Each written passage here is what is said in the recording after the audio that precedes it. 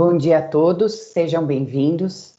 Para quem não nos conhece, eu sou Grace Rodrigues, diretora do FBDE Nexion. Convido a todos a visitarem o nosso site www.fbde.com.br. Somos uma empresa de consultoria nas áreas comercial, marketing, vendas e gestão de negócios com certificação ISO 9001. Temos 45 anos de mercado, com resultados importantes nos projetos desenvolvidos, onde atuamos em mais de 1.500 clientes, não só nas mudanças de processos, mas principalmente nos aspectos culturais da organização, através dos nossos consultores sêniors. O FBDE Nexion é uma das empresas mantenedoras do GRAAC. Nós temos o QR Code no nosso vídeo.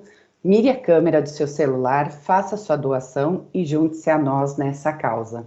Todo o nosso conteúdo, ele está em nosso canal do YouTube. Se inscrevam e compartilhem com seus contatos. Iniciaremos hoje a Live Café Sustentabilidade Empresarial. Nós disponibilizamos o e-mail live@fbde.com.br para que vocês façam comentários, sugestões e compartilhem conosco a experiência dos seus negócios.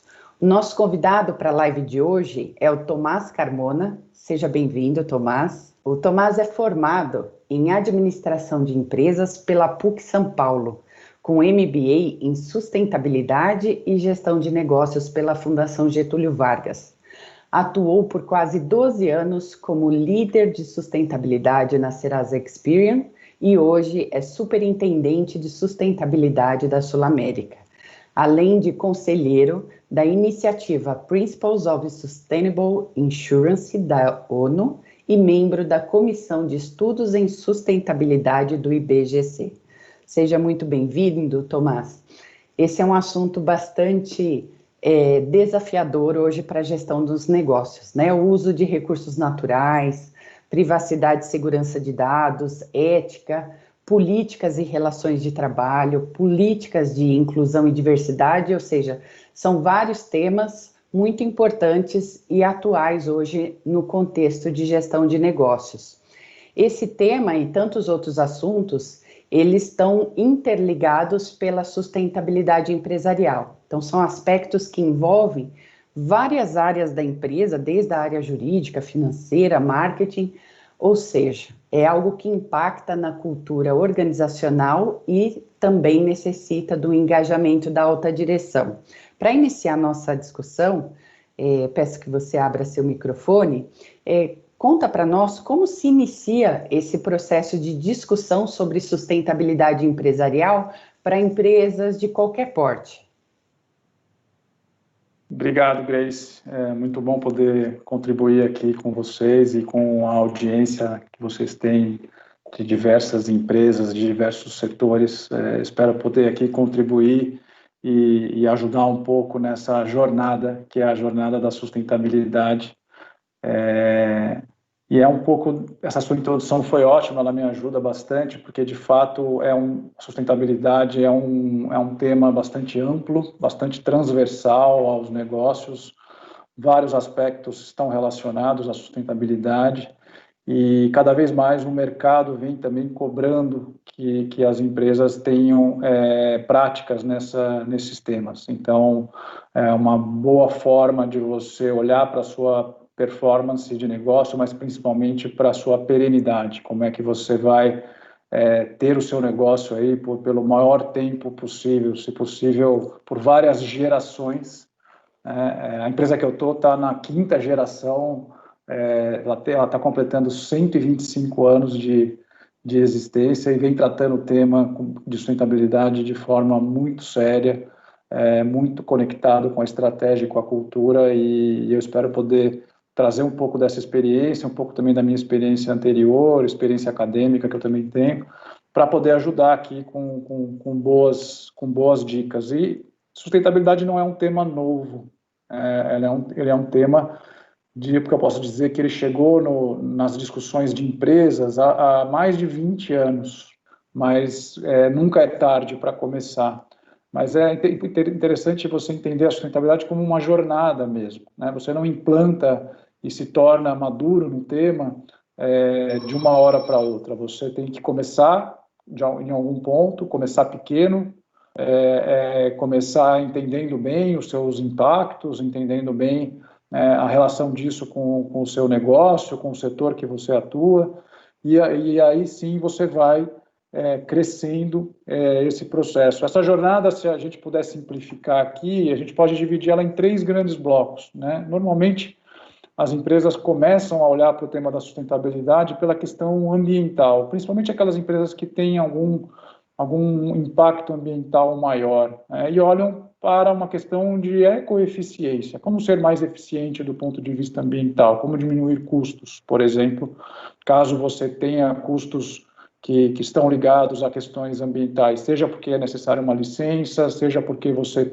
tem que tratar melhor os seus resíduos, coisas desse tipo, né?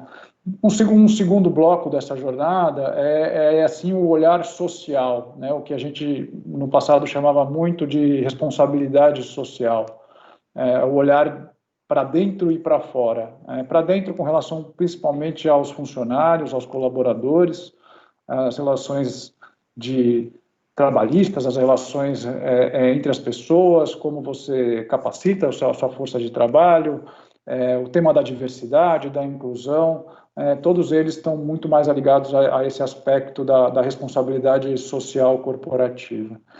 E o terceiro bloco dessa jornada, que é o bloco, digamos, mais avançado, é quando você, de fato, começa a conectar a sustentabilidade com a estratégia e com a cultura da sua empresa, da sua organização. E para isso você tem que ter percorrido um certo caminho para começar a trabalhar, então, pela questão da estratégia e da cultura. Existem empresas que nascem já com isso, né, que já na sua estratégia já pensam no seu impacto social, no seu impacto ambiental, né, na sua elaboração de produtos, como que isso vai contribuir positivamente para a sociedade, uma série de coisas. Mas não são todas as empresas que nascem assim, e você precisa fazer uma reflexão de que estágio você está, né? Um pouquinho mais na frente eu vou falar um pouco de como medir e como seguir esses estágios, que eu acho que pode ajudar também, né? Entendi. É justamente essa sensação que nós temos, né? Como você falou, você hoje está numa empresa que está na 5ª geração, ou seja, já tem uma gestão profissionalizada. Uma multinacional, ela tem uma estrutura muito mais completa para poder promover o desenvolvimento desses assuntos dentro da organização. Eu queria entender, Tomás, como se aplica essa estruturação, por exemplo, em outros portes de empresas, né? Então, a gente tem empresas familiares, tem empresas de menor porte. Como que a gente consegue traduzir, né, essas etapas dessa jornada em estruturas que elas não são tão amplas ou que elas não têm uma gestão tão evoluída do ponto de vista profissional? Eu acho que a gente não pode achar que sustentabilidade é um tema só de empresa grande, de multinacional. Ele é um tema que vale e é aplicável para todo e qualquer tamanho de empresa, de todo e qualquer setor, né?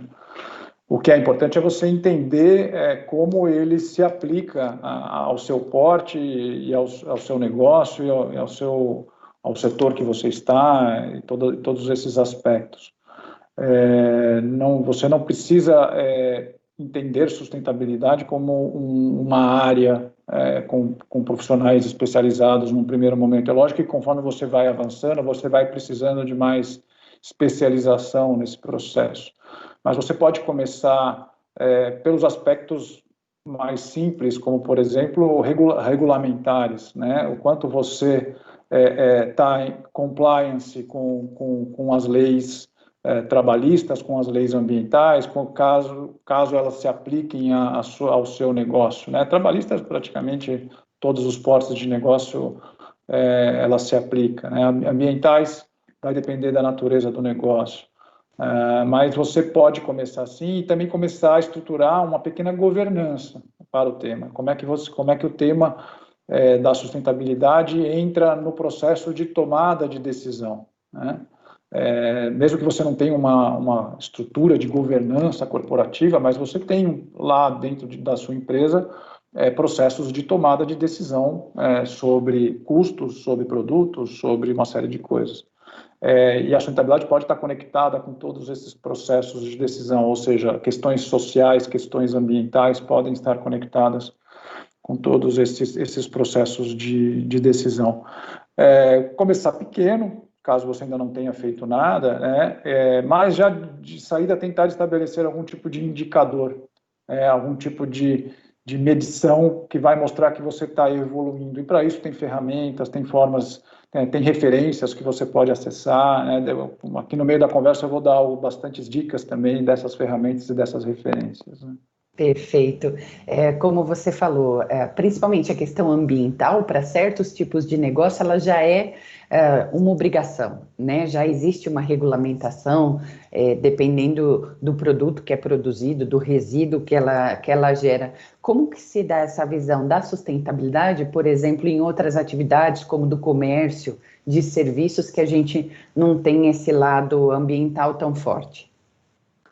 Nesse caso, o peso do social vai ser maior, né? Quando você olha para serviços, principalmente, para comércio, você pode ter uma questão de resíduos. O ambiental sempre vai estar aí presente, Em todos, seja né? pelo aspecto, por exemplo, da ecoeficiência, quer dizer, só o fato da sua empresa existir, ela já impacta o meio ambiente, né, de alguma forma. Por quê? Porque as pessoas têm que se deslocar. Na pandemia agora nós estamos nos deslocando menos, né? Mas as pessoas têm que se deslocar, você tem que consumir energia, você tem que consumir água, coisas desse tipo. Então, algum impacto ambiental você sempre vai ter e você pode ser mais ecoeficiente neste impacto ambiental. Se você olhar para serviços, o aspecto social ele tem um peso, normalmente tem um peso maior, né? Muito relacionado à sua força de trabalho, muito relacionado também ao ambiente que você opera, né? Os seus clientes, os seus fornecedores, às vezes alguma comunidade que está perto de você, organizações não governamentais, algum tipo de parceria que você possa fazer. Vocês mesmos, a FPDE, apoiando o GRAAC, você já pode ver isso como um exemplo, né, de uma empresa que está não só preocupada em ganhar dinheiro, em crescer com o seu produto e com o seu negócio, mas também contribuir para a sociedade, trazendo seus clientes, trazendo seus fornecedores, porque é importante que você também dê as mãos para parceiros.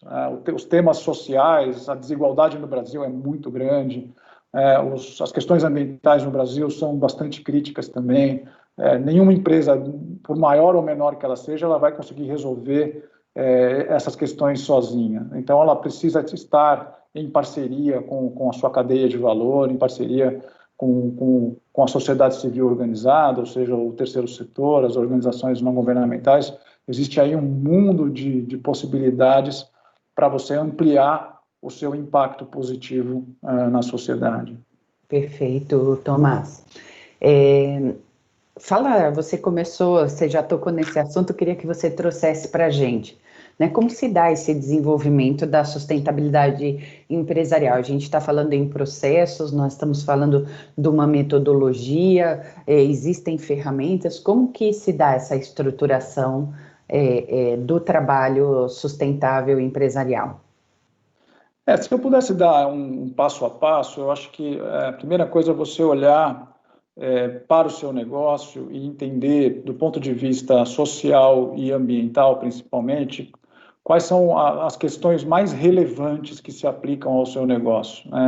Tem um termo para isso em sustentabilidade que a gente chama de materialidade, mas é um termo que veio da contabilidade, né? O que é de fato material, o que é de fato relevante? Isso você vai ter que fazer um diagnóstico do seu negócio e de como ele interage com o meio ambiente e com todas as questões sociais que estão em volta aí do nosso dia a dia. A partir do momento que você definiu aqueles temas mais relevantes, é interessante que não sejam muitos, né? É interessante que eles sejam 5 temas, né? A Sul América tem 5, por exemplo, e é uma empresa grande, né?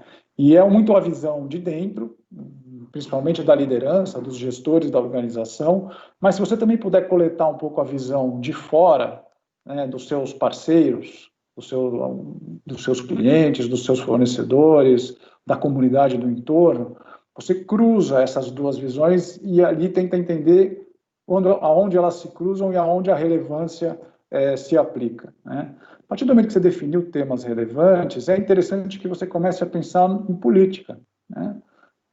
Vou ter uma política social, vou ter uma política para doações, vou ter uma política de sustentabilidade, que é um pouco mais abrangente, vou ter uma política ambiental.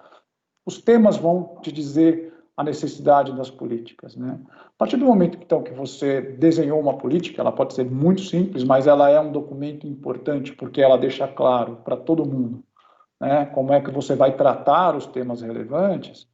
Você pode começar a olhar para os processos, né? Como é que essa política influencia os diversos processos da companhia, né? E depois dos processos, como é que você, né, aplica os resultados, como é que isso você vai medir, né, se você está aderente aos processos, se a política está sendo implementada e coisas desse tipo. E tem ferramentas para isso. Você pode acessar ferramentas de diagnóstico, por exemplo. Você tem, vou dar um exemplo aqui, o Instituto Ethos, que é um instituto que trabalha muito com essa temática, né, da sustentabilidade, da responsabilidade social nas empresas. Ele tem uma ferramenta que são os indicadores Ethos, que são adaptáveis para a sua organização, independente de onde você atua, do seu porte, e você pode usá-lo como um diagnóstico. São perguntas, você vai responder diversas perguntas ali, ele vai dar uma fotografia dos estágios, né, em que estágio você está.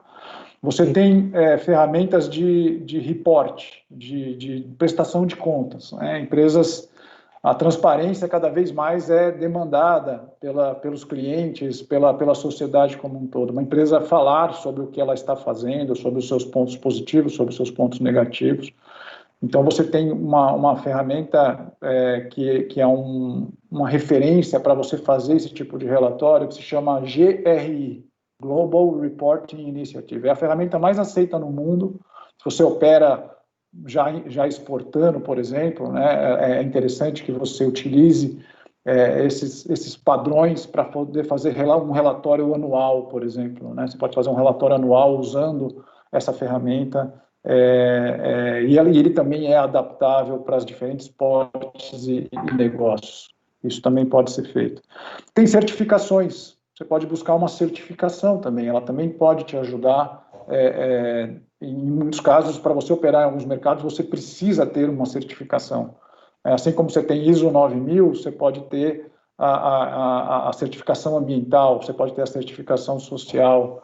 E mais recentemente, você tem uma certificação que se chama certificação B, né, é um grupo de empresas que se chamam empresas B, que estão crescendo bastante, e tem empresas grandes que já estão olhando para fornecedores que possam ser B e dando mais preferência para esse tipo de fornecedores. Um exemplo, por exemplo, é a Natura, né? A Natura é uma empresa grande, certificada como empresa B, e que coloca isso como um critério na sua seleção de fornecedores. Não é que ela só vai contratar fornecedores que sejam certificados B, mas, obviamente, ela vai olhar fornecedores e reconhecer fornecedores que estão neste caminho, e a certificação pode ser uma forma.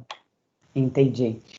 Você havia comentado também no outro bate-papo que nós tivemos, que, por exemplo, dentre os projetos, né, que você executa, há um desenvolvimento para controle da emissão de gás carbônico para toda operação hoje da Sul América, né?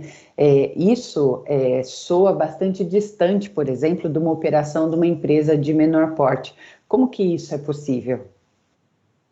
Isso também é uma avaliação da relevância, né? Se for relevante para a sua empresa medir, toda a movimentação do mercado mostra que cada vez mais isso vai ser relevante, porque isso vai ser cobrado, isso pode até se tornar obrigatório, não digo para todos os setores, mas isso vai se tornar obrigatório, como já vem se tornando na Europa. Por que medir emissões? Porque a gente está com uma ameaça muito grande, que é a ameaça das alterações do clima. A gente já vem sofrendo com as alterações do clima e a tendência é a gente sofrer muito mais com elas, aqui no Brasil também. Isso pode acarretar em taxação, por exemplo, para grandes emissores de gás carbônico passarão a ser taxados, isso terá que ser componente do seu custo. Então, você já iniciar uma medição é interessante, independentemente do seu porte. Mesmo numa empresa de serviços, isso acontece. Mesmo numa empresa de serviços, é lógico que vai ser uma medição bastante simples, as emissões diretas talvez sejam muito pequenas, né, as emissões da sua operação direta, sim, mas às vezes as emissões da sua cadeia de valor são grandes, né, dependendo de que elo da cadeia de valor você está, né, seus fornecedores e coisas desse tipo. E para isso também tem metodologia e tem ferramenta acessível, né, vou citar uma delas aqui, se chama GHG Protocol, né? A GHG Protocol é uma metodologia para você medir emissões de gás carbônico. Interessante, muito interessante. Você comentou com a gente já anteriormente que isso se dá em etapas, né, em estágios. Quais são as etapas desse desenvolvimento do pensamento e da operação da sustentabilidade empresarial? Eu gosto de tratar isso como uma régua de estágios, de 5 estágios. Eu adaptei essa régua de uma publicação que o IBGC tem, né, no tema da sustentabilidade. Eu vou dizer por que eu adaptei, né? Ela é praticamente igual, mas ela tem uma mudançazinha no fim. O primeiro estágio é o estágio onde a empresa ainda não está nem conseguindo cumprir todas as leis, né? Seria o estágio 1, onde você ainda tem um desafio regulatório que você tem que seguir, né? Um desafio que pode ser trabalhista, que pode ser ambiental. Então, o importante é que você, para mudar para o estágio 2, você consiga resolver o estágio 1. É lógico que novas leis vão entrando, então as empresas elas navegam pelos estágios quando tem uma lei nova que você precisa se tornar em compliance com essa lei. O segundo estágio é o estágio onde você se antecipa a uma legislação que está chegando, né? Então, a gente mencionou aqui a questão das emissões, né? É interessante você começar a olhar para suas emissões de gás carbônico, porque a tendência é que você tenha mais regulamentação nesse sentido. Então, se você já começa a trabalhar, você está antecipando futuras regulamentações, e isso vai custar menos lá na frente e vai te tornar mais bem preparado para enfrentar esse desafio, né? Esse é o segundo para o terceiro estágio, né? Quando você consegue navegar numa antecipação de leis e começa a colocar isso nos seus processos, nas suas políticas, como a gente mencionou aqui nessa conversa, né? O terceiro estágio está mais relacionado a essas questões, né, de você já estar com algumas coisas nas políticas, nos processos. O quarto e o quinto estágio são os mais avançados, né? Acho que são estágios que a maioria das empresas que começaram há 15, 20 anos atrás estão. Poucas estão no quinto estágio, eu diria, mas a maioria está ali navegando para o quarto estágio, que o quarto estágio é o estágio da integração na estratégia de negócio. É quando você trata as questões sociais e ambientais dentro da sua lógica de negócio. Não é algo apartado, não está ligado somente à questão de doações, que não tem nada a ver com o negócio, mas sim está ligado a como você pensa os seus produtos, como você pensa os seus serviços, e qual é o impacto que esses produtos e serviços têm no meio ambiente e na sociedade. Se ele é negativo, você vai ter que fazer alguma coisa para minimizar, e através dos seus produtos e serviços. Se ele é positivo, você pode investir mais nisso para potencializar o impacto positivo. Então, esse é um estágio bastante maduro já, que é o estágio 4. E o estágio 5, que seria aí o benchmarking da sustentabilidade, é quando todas essas questões estão na cultura da companhia.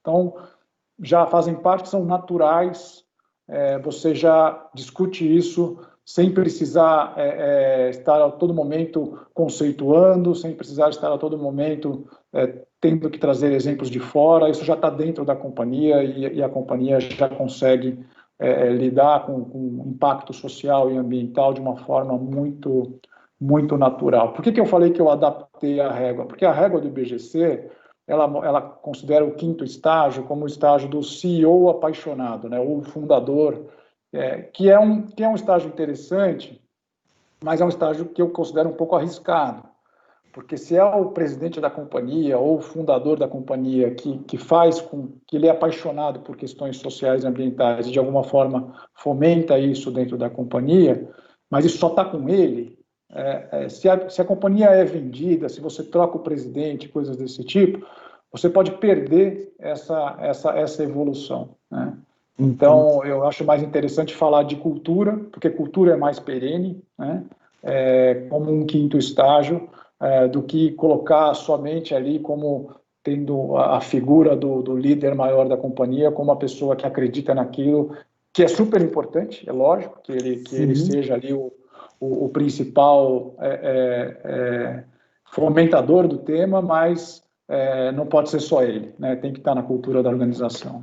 E justamente esse tema que eu ia pedir para você fazer uma complementação, Tomás. O que é necessário fazer, né, estruturar dentro da empresa para promover essa mudança de cultura? Porque, como você falou, as pessoas é que vão aplicar, né, esses processos, essas metodologias no seu dia a dia. Ou seja, se elas não forem impactadas pelo mesmo pensamento, pelos mesmos objetivos, isso acaba ficando muitos projetos no papel, né? Ou não é o que a gente vê na prática, efetivamente, dentro da empresa. Então, como a gente impactar essa cultura da empresa para que ela absorva esse pensamento focado na sustentabilidade? Tem vários caminhos e muitas empresas seguiram de várias formas na sua estruturação para isso. Às vezes você contrata uma pessoa mais especialista no tema e essa pessoa começa a trabalhar conectada a alguma área. O importante é que você entenda o que a gente chama de pontos de acupuntura dentro da organização. Quer dizer, se eu mexer nesse ponto aqui, a organização como um todo ela é impactada. A acupuntura é isso, né? Você espeta ali uma coisa nas suas costas para melhorar o pé, né? Só a interligação, né? Comparação, né? Mas você entender como que toda a organização pontos que se conectam. Você não precisa já começar com uma estrutura parruda, nada disso, mas você precisa se capacitar no tema, né? Nas questões sociais, nas questões ambientais, de alguma forma, é importante estudar, assim como você estuda finanças, assim como você estuda marketing, assim como você estuda RH, você tem que ter pessoas que se capacitem no tema, ou pessoas de dentro, ou você traga pessoas de fora, e assim você começa a trabalhar. É necessário você ter uma estrutura ligada ao presidente da empresa, ligada ao RH, ligada ao marketing, ligada à área financeira. Isso vai depender do estágio que você está, da natureza do seu negócio, de como você entende, ou às vezes da afinidade de alguma área com esses temas. Então, você pode começar de várias maneiras. O importante é começar de forma verdadeira, genuína, entendendo a seriedade do assunto, não deixando como um assunto apartado do dia a dia da companhia, não é algo irrelevante, não é algo que não tem nada a ver com o negócio.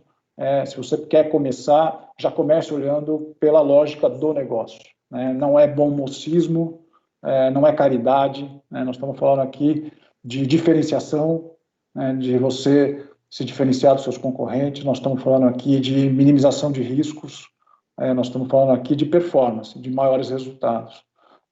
E a sustentabilidade ela pode contribuir muito mais com isso do que com, eventualmente, uma ação de uma doação, né? Não que ela não seja relevante, não seja importante, ainda mais no momento que a gente está vivendo, mas ela não pode ser resumida a uma doação, por exemplo. Só isso, né? E a gente vê que isso está sendo muito incentivado, principalmente pelo mercado financeiro, né? Que está trazendo esse assunto para uma discussão coletiva, Só que acaba gerando muitas dúvidas, né? Sustentabilidade e os critérios, a abordagem ASG. Nós estamos falando da mesma coisa, né? Essas vertentes, elas têm o mesmo fundamento? Qual que é a diferença de abordagem entre elas, Tomás? Eu tenho visto muita publicação, muita matéria falando fortemente do ASG, o que é ótimo. O ASG, só para traduzir, ambiental, social e governança, ou ESG, também tem no Brasil tem se usado, mas é só a sigla em inglês, né? Ao invés do A, o E é de environment, né? Mas é importante dizer que também isso não é uma novidade, mas é a forma como, principalmente o mercado financeiro, vem entendendo a sustentabilidade. Não que o mercado financeiro começou agora com o tema da sustentabilidade. Você pegar o Banco Real lá para trás, antes de ser vendido para o Santander, o Banco Real já tratou do tema da sustentabilidade em 2001, 2002. Né? E o ASG, ele é uma maneira mais didática, talvez, para o mercado financeiro, para que ele entenda riscos e oportunidades sobre a questão de crédito, sobre a questão de investimentos. Isso, de fato, ganhou muita força neste ano. Já vinha ganhando força no final do ano passado, com posicionamentos de grandes investidores, como, por exemplo, a BlackRock, que é a maior gestora de recursos do mundo,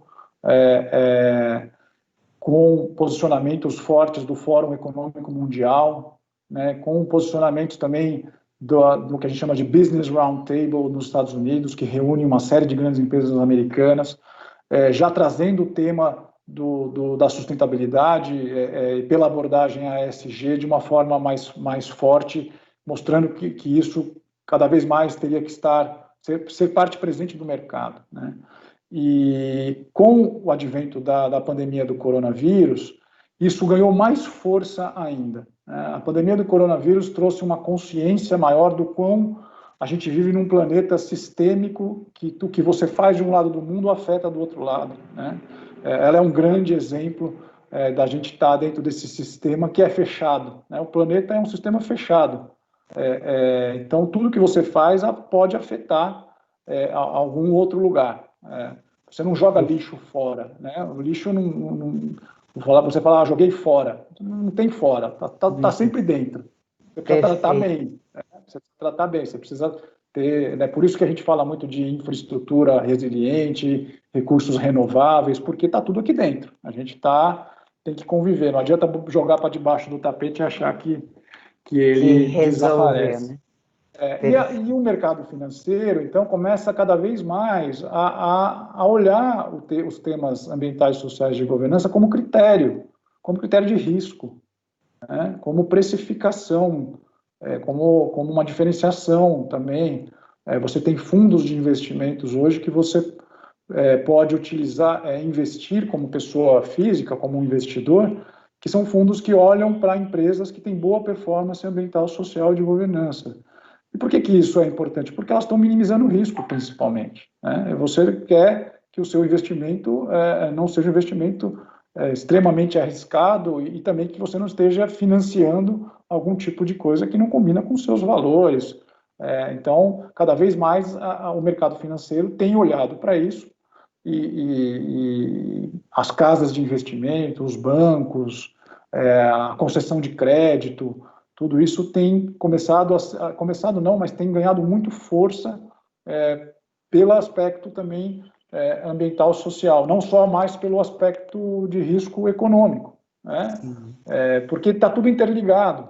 Se você toma uma multa ambiental muito grande, isso vai afetar o econômico, né? Se você toma uma grande multa trabalhista, ou se você é pego com questões de corrupção, coisas desse tipo, isso afeta resultado, né? Pode quebrar uma empresa, né? Então não dá para separar estes riscos. Os riscos socioambientais são parte também dos riscos econômicos. Perfeito.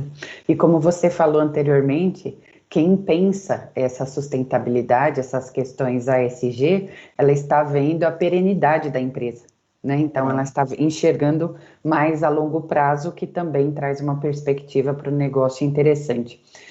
Queria trazer um outro questionamento, Tomás, a respeito da relação da sustentabilidade com a ética. Nós fizemos há pouco tempo uma live com profissionais de outros países, um profissional da Alemanha, Canadá e Estados Unidos, e o conteúdo que eles compartilharam conosco foi o quão preocupadas e dedicadas as empresas multinacionais estão em investir na diversidade, né? Na diversidade e na inclusão de pessoas. E a necessidade de ter políticas bem definidas em termos de relações comerciais, relações de trabalho. Como tudo isso está interligado à sustentabilidade? A ética ela é bastante transversal, assim como a sustentabilidade também é. Eles têm ligação direta. Às vezes considera-se que a ética está dentro da sustentabilidade ou que a ética é a base para você ter uma boa sustentabilidade. Tem várias abordagens para isso. Eu acho que é super importante que você também trate a questão da ética no formato de políticas, processos, medições, você traga ela para algo mais concreto e não fique só num discurso. Obviamente que tem que também estar nos exemplos, né, na conduta das pessoas dentro da organização, mas é muito importante que, por exemplo, um funcionário novo que entra na sua empresa, ele já consiga entender como você trata as questões éticas, né? Quais são as suas políticas, qual é o seu código para a ética. Então, por isso que é muito comum que você vê em algumas empresas, principalmente as empresas grandes, mas isso não é uma coisa que tem que ser só de empresa grande, você ter um código de conduta ética estabelecido, né? Que deixa muito claro sobre como você se relaciona com as diferentes partes interessadas, com os colaboradores, como você se relaciona com os acionistas, como você se relaciona com seus fornecedores, com seus clientes, e coisas que você aceita e coisas que você não aceita, né?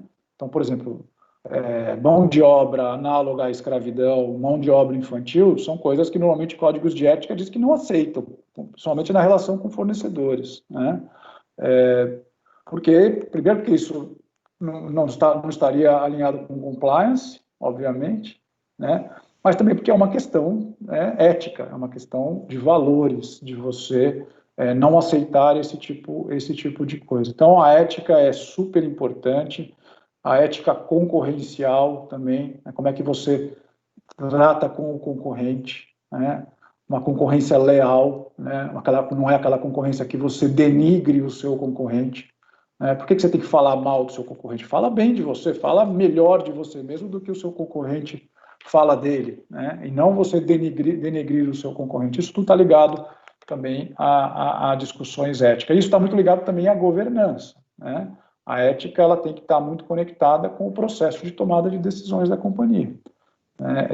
Porque é aquela questão também da exemplaridade. Não adianta nada você ter um belo código de conduta ética, né, e na alta cúpula da companhia tomar decisões relacionadas, por exemplo, à corrupção, coisas desse tipo, que vão totalmente contra o seu código, né? O código vai virar um papel ali, né, uma coisa só para mostrar para os outros, mas não vale de fato. Então, tem que estar alinhado também com a cultura da companhia, com a tomada de decisões. Perfeito. Agora, tudo isso está muito vinculado à área de recursos humanos, né, Tomás? Por exemplo, como eu estava comentando com você, a respeito desse investimento das empresas no processo, por exemplo, de recrutamento e seleção.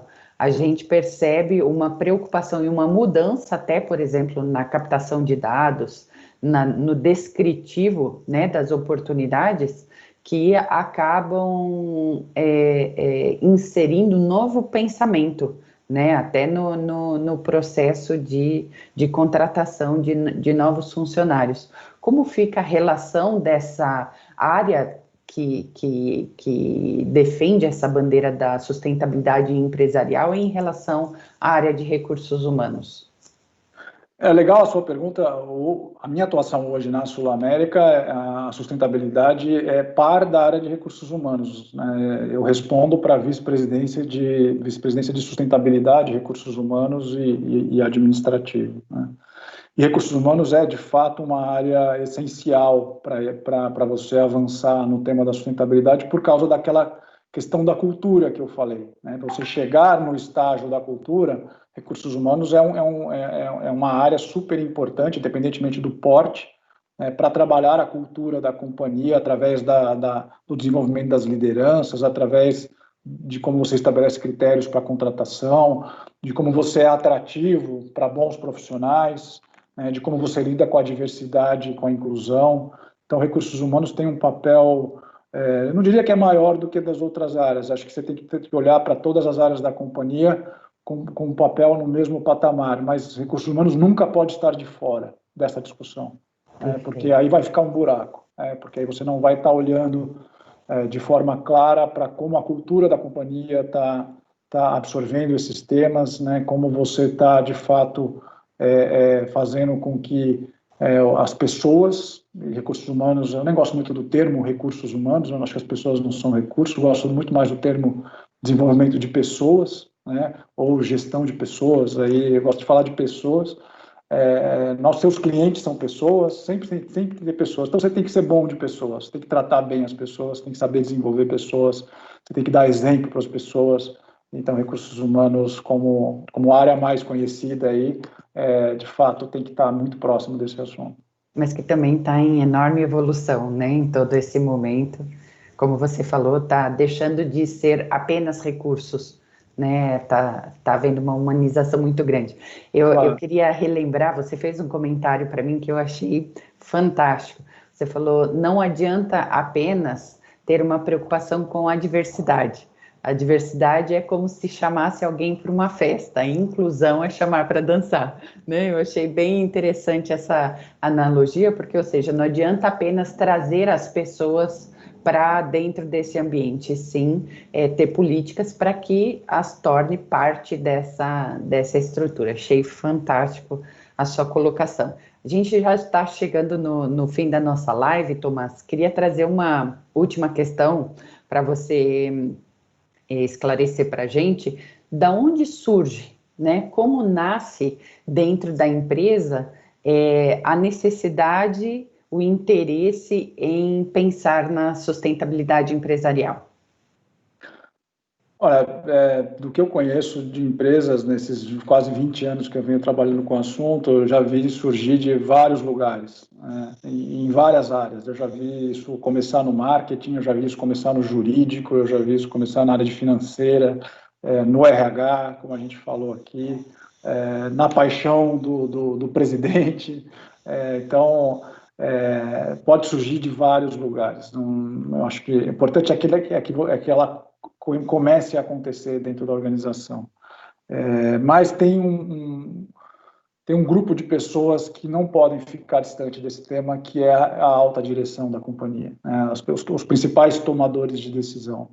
Eles não podem delegar este tema para uma área, para uma gerência, uma coordenação, uma supervisão. Lógico que você pode ter uma área ali que vai fazer o dia a dia, mas quem tem que puxar a responsabilidade de uma empresa entrar nessa jornada ou amadurecer na jornada de sustentabilidade é principalmente a alta direção ou os principais tomadores de decisão da companhia, porque o mercado cada vez mais está cobrando, porque é uma questão de competitividade, é uma questão de produtividade, é uma questão de risco. E competitividade, produtividade e risco são temas da tomada de decisão. Então, sustentabilidade é um tema da tomada de decisão também. Perfeito, Tomás. Nós temos uma tradição nas nossas lives que o nosso convidado traz uma mensagem final para os nossos convidados, né, para as pessoas que estão nos assistindo agora até o final da live. Peço que você traga uma mensagem final para todos que nos acompanharam. É sempre difícil fechar com uma mensagem, acho que eu consegui trazer aqui várias mensagens, né? Mas se tiver que ficar uma, que foi a minha fala inicial, eu gostaria só de resgatar, quer dizer, pense como uma jornada, pense como um processo que você vai evoluindo com o tempo, mas trate ele de forma bastante séria, de forma bastante genuína, como algo que vai ajudar você a ter o seu negócio muito mais perene, né? E a sociedade espera que as empresas exerçam o seu papel também para a gente avançar num Brasil melhor, em um conjunto de relações entre os setores melhor também. E eu acho que não tem hora melhor para começar, se você ainda não começou aqui agora. A pandemia que a gente está vivendo tem grandes impactos socioeconômicos. As empresas vão ser chamadas a lidar com esses impactos. É lógico que muitas estão aí se debatendo para sobreviver, mas a sobrevivência também está ligada a como você interage com a sociedade. Se você já começou, se você já está no meio da jornada ou está até bastante avançado, continue. Acho que aí e sirva de exemplo também, né? Fale com seus fornecedores, traga mais gente para essa caminhada, porque ela de fato é muito relevante. Perfeito, Tomás. Muito obrigado pela sua mensagem. Para a nossa visão, é uma mudança cultural muito importante dentro da empresa, né? Que de certa forma ela acaba, inclusive, impactando no propósito da empresa, né? Hoje os gestores eles precisam reavaliar os seus negócios, não apenas para objetivar o retorno sobre o investimento, a sua lucratividade, mas pensar em todas essas interfaces, né? Atores que estão envolvidos no seu negócio, porque cada um deles tem um objetivo, né? Pensando no ambiente, pensando nos colaboradores, nos sócios, nos fornecedores, nos investidores, na comunidade que está no entorno da empresa, que também é afetada pela sua atividade. Então, pensar a perenidade do negócio significa pensar estrategicamente, pensar a longo prazo, e os conceitos de sustentabilidade empresarial são a base para tudo isso. Tomás Carmona, muito obrigada por você ceder o nosso tempo para a gente, todo esse conteúdo, foi super enriquecedor. A nossa live ela foi gravada e estará disponível no nosso site e no nosso canal do YouTube. Se inscrevam e compartilhem com seus contatos.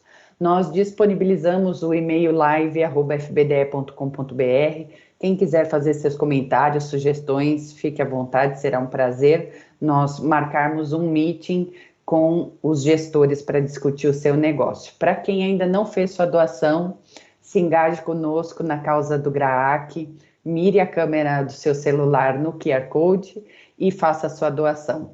Um bom dia a todos e até a próxima live. Bom dia.